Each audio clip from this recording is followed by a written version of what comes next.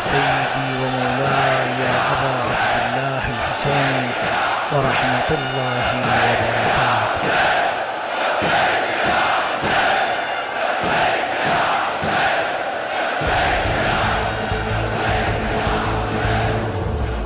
بسم اللہ الرحمن الرحیم. السلام علیکم. تحفہ یا علی مدد ولاست نیوز بلیٹن کے ساتھ محمد عباس کاظمی حاضر خدمت ہے. سب سے پہلے ہیڈ لائنز. قائد ملت جعفریہ آغا سید حامد علی شاہ موسوی نے کہا ہے کہ 16 دسمبر پاکستان کا یوم سیاہ اور یوم محاسبہ ہے.